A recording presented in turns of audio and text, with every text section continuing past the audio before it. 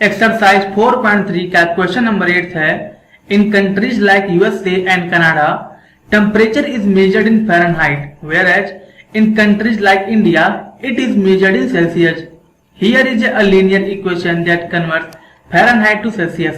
तो आपके सामने एक इक्वेशन दिया हुआ है F = 9/5 × C + 32। ये एक फार्मूला है जिससे हम लोग फ़ारेनहाइट को सेल्सियस में या फिर सेल्सियस को फ़ारेनहाइट में हम लोग चेंज करते हैं, तो उसका एक फॉर्मूला दिया हुआ है।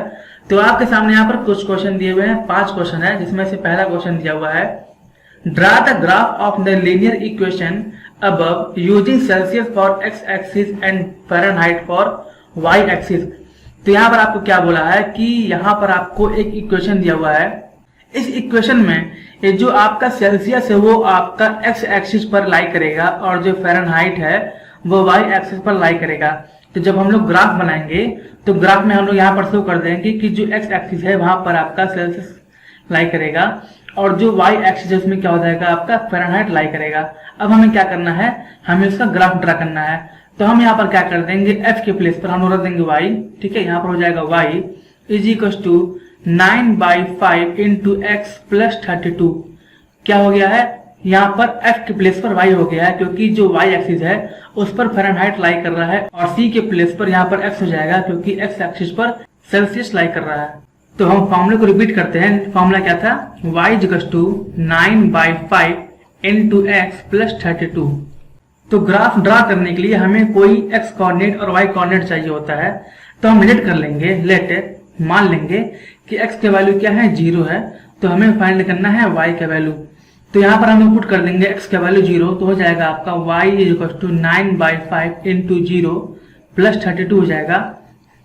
तो यहाँ से आपका 0 आ जाएगा, यहाँ से आ जाएगा आपका 32, तो y का वैल्यू होगा 32। तो पहला कोऑर्डिनेट आ गया आपका 0, 32 आ गया। अब हम क्या करेंगे, दूसरा लेंगे, मान लेते हैं लेट x = 5 ले लेते हैं। तो निकालना हमको y, तो यहाँ से हो जाएगा y = 9/5 × 5 + 32। यहाँ से 5 कैंसिल, यहाँ बचा 1, तो ये हो जाएगा y = 9 + 32। यहाँ से हो जाएगा 41 हो जाएगा। तो कोऑर्डिनेट क्या मिल जाएगा, 5, 41, ये कोऑर्डिनेट मिल गया। तीसरा मान लेते हैं लेट x = 10। तो हमें फाइंड करना है y, तो यहाँ से हो गया y = 9/5 × 10 + 32।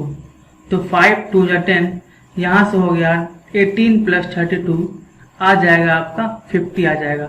तो कोऑर्डिनेट आपका मिल गया यहाँ पर 10, 50। यहाँ पर आपको 3 कोऑर्डिनेट्स मिले हैं, तो इनकी हेल्प से हम ग्राफ को ड्रा करेंगे। तो यहाँ से आपका पहला पॉइंट है 0, 32। तो आपका ग्राफ में 0 यहाँ पर है और 32 यहाँ पर है, तो ये जो पॉइंट होगा ये क्या होगा, 0, 32 हो जाएगा। दूसरा पॉइंट है 5, 41। तो 5 यहाँ पर है और 41 यहाँ पर है, तो यहाँ पर ये पॉइंट एग्जिस्ट करेगा, तो ये हो जाएगा 5, 41। और तीसरा वाला है आपका 10, 50। तो 10 आपका यहाँ पर है और 50 यहाँ पर है, तो ये यहाँ पर लाई करेगा जो कि होगा 10, 50। तो जो ग्राफ होगा वो इन तीनों पॉइंट से होकर के पास करेगा। तो ये जो ग्राफ होगा वो 10, 50 इस पॉइंट से, 5, 41 इस पॉइंट से और 0, 32 इस पॉइंट से होकर के पास करेगा। तो आपका क्वेश्चन नंबर फर्स्ट सॉल्व हो गया। अब हम लोग स्टार्ट क्या करेंगे क्वेश्चन नंबर सेकंड को। क्वेश्चन नंबर सेकंड है if the temperature is 30 degree what is the temperature in Fahrenheit. तो बोल रहा है क्वेश्चन कि अगर टेम्परेचर 30 डिग्री सेल्सियस है तो उसका फ़ारेनहाइट में टेम्परेचर क्या होगा। तो यहाँ पर ध्यान दीजिए क्या लिखा हुआ है, 30 डिग्री सेल्सियस। तो हम क्या कर देंगे, यहाँ पर c के प्लेस पर लिख देंगे 30, ठीक है। तो यहाँ से हो जाएगा आपका f = 9/5 × 30 और क्या हो गया, +32 हो गया। तो 5, 6 या 30, ये हो जाएगा आपका 9 × 6, 9 6 54 +32 क्या हो जाएगा, 86 हो जाएगा यहाँ पर फ़ारेनहाइट। तो ये आपका आंसर हो गया क्वेश्चन नंबर सेकंड के लिए।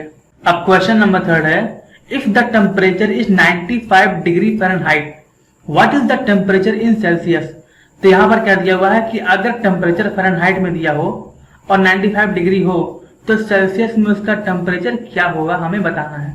तो हम क्या करेंगे, यहाँ पर जो यहाँ पर टेम्परेचर दिया हुआ है 95 डिग्री फ़ारेनहाइट, उसको हम लोग यहाँ पर पुट करेंगे 95।